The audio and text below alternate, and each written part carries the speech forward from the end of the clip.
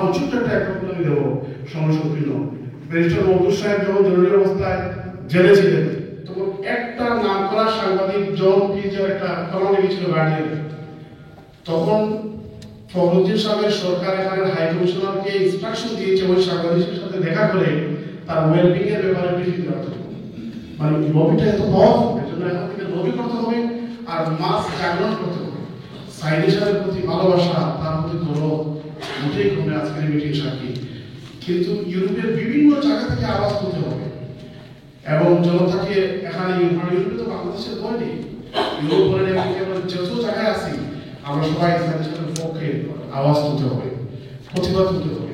কারণ নির্যাতন যে করা হচ্ছে আপনারা চিন্তা করতে পারবেন না। হাইকোর্টের একটা স্পষ্ট রায় আছে রিমান্ডে কি করা যাবে কি করা যাবে না।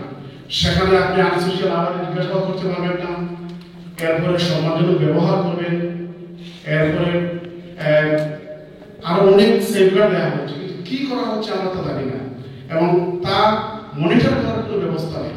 সাইদি সাহেবকে কয়েকদিন আগে যখন আদালতে আনা তিনি বলছেন যে আমি যেন সর্বোচ্চ সবর ধারণ করতে পারি দেশবাসীকে আমার অবহেলা করার জন্য, কিন্তু উনার কি নির্যাতন করা হচ্ছে তো বলেন না। আমাদেরকে অনুধাবন করতে হবে। কালকের পত্রিকার ছবি তার বাস্তব প্রমাণ। আর আরেকটা ছোট্ট একটা ঘটনা বলে আমি শেষ করবো। সাইদি সাহেবের মুখ থেকে আমি এবার শুনেছিলাম উনি কিন্তু এবার দ্বিতীয়বার গ্রেপ্তার হলেন। প্রথমবার 1975 সালে গ্রেপ্তার হয়েছিলেন উনি। আমি একটা প্রশ্ন করেছিলাম তো উনি উত্তর দিয়েছিলেন অনেক আগের ব্যাপার যে উনি নর্থ বেঙ্গলে একটা পার্সেল অফিসে গেছিলেন, তো শেষ করে যখন ফিরবেন তখন ওনাকে 54 তারিখে গ্রেপ্তার করা হলো। এরপর সেখানে থানায় রাখা হলো, এরপরে 3 দিন পরে ঢাকায় পাঠিয়ে দেওয়া হলো। ঢাকার নাইট কোচে পাঠিয়ে দেওয়া হয়েছে।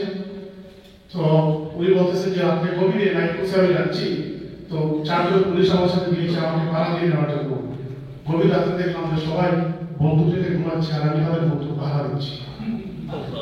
এরপরে যখন ঢাকায় সেন্ট্রাল জেলে আনা হলো, যখন ঢুকানো হয় তখন গাড়িওয়ালা হাওয়া করে লোক খেতে উঠছে যে এই ধরনের লোকদের কি ধরা শুরু করছে, এই গভর্নমেন্ট আর বাঁচবে না। তাই সব বলেন যে ঠিক 2 সপ্তাহ ধরে 15 আগস্ট 1975 সালে ঘটল। কারণ মানুষ যখন তার সীমালঙ্ঘন করে আল্লাহ ইন্টারভেনশন বিকাম ইমিডিয়েট।